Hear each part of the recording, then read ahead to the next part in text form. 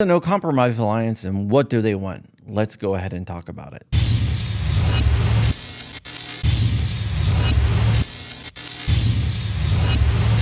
Ladies and gentlemen, and Wolverines of all ages, welcome back to the John Crump News Channel.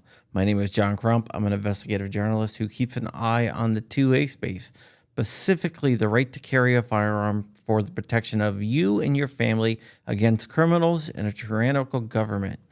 Please do me a massive favor, like the video, let me know down below what you think about what Congress is doing, subscribe, and hit that bell to turn on all notifications. Now, with that, let's talk about today's story. Okay, at this point, you might be wondering what the No Compromise Alliance is. The No Compromise Alliance is a group of GOA industry partners that oppose the assault weapons ban and the repeal of the Protection Act that protects the firearms industry from malice litigation. The two bills that they oppose are H.R. 1808, which is the assault weapons ban of 2022, and Bill 2814, which is the Equal Access to Justice for Victims of Gun Violence Act.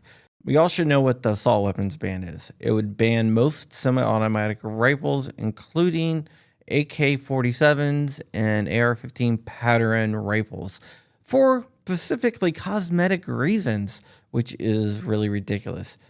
In addition to that, it would also limit magazine size to 10 rounds. You would not be allowed to have magazines that hold more than 10 rounds. The Democrats call these high-capacity magazines, but as you and I know, those are standard capacity magazines. It would also ban firearms patterned after an automatic weapon. So basically, let's say you have a Glock 19. That might be banned because there is a Glock 18. So Glocks, which are the most popular handgun in the world, might be banned under the assault weapons ban. Now let's talk about the Equal Access to Justice for Gun Violence Victims Act. This bill will allow groups like Everytown Giffords, Brady, Moms Demand Action, and other Bloomberg-funded front groups to sue gun manufacturers. The point would be to try to bankrupt all these manufacturers to drive them out of business. They want to make operating in the gun space so expensive that no one can do it. Remember, they have a billionaire backing them, so it would be very, very easy for them to do. The letter was signed by Fort Scott Munitions, Classic Firearms, Rifle Dynamics, which makes some badass AKs, Alpha Omega Custom Kydex holsters, T-Rex Arms, Car Arms, Wolfpack Armory, Freedom Ordnance, and Foxtrot Mike products. The letter was sent to Senate Majority Leader Chuck Schumer, Majority Whip Dick Durbin, Minority Leader Mitch McConnell of Kentucky, and Minority Whip John Thune. And it asked them to oppose the two bills that should be coming over from the House soon. The companies claim that these two bills would do irreparable harm to the industry and likely be the end of business for most of them. It talks about what the bills actually do and tries to explain how it affects them. Like the banning of AR-15s, for example, would put many of the companies out of business. Rifle Dynamics sells AK-47s. They would be out of business. Also, many triggers would be banned and many other parts would be banned too. It basically would crush the industry. The letter talks about the 14 million new gun owners that have bought firearms since the period of unrest. You know, the summer of love where cities burned and riots happened across the country. Yeah, that time. It talks about the 1.67 million defensive uses of firearms a year. So these laws would probably cost lives. Then it goes into the studies that showed that the 1994 assault weapons ban had no effect on crime. And that is from the Justice Department itself.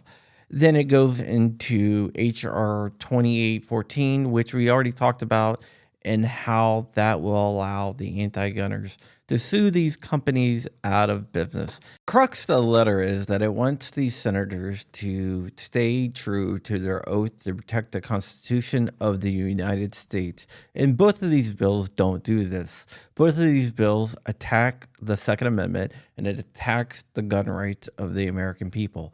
Remember, the right to bear arms is an inalienable right. It cannot be taken away, and this is exactly what Congress is trying to do. Hopefully, if this bill does pass the House, which I think it probably will, then it will go to the Senate, where it should die a slow death. But I won't put anything past the anti-gunners and the weak-kneed Republicans because they buckle a lot. Just look at the Bipartisan Safer Community Act.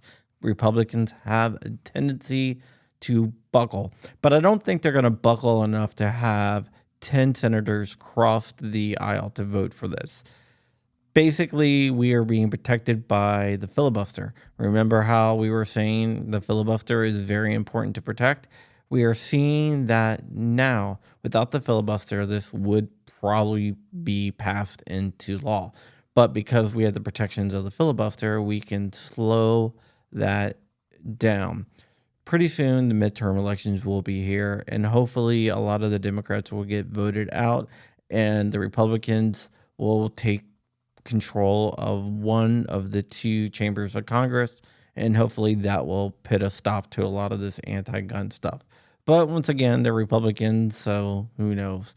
They like to seize defeat from the jaws of victory. Good job, No Compromise Alliance. I dig what you guys are doing. All right, I love you very much. Stay ever vigilant, stay ever free, keep in the fight. I am out of here. Wolverines, motherfucker.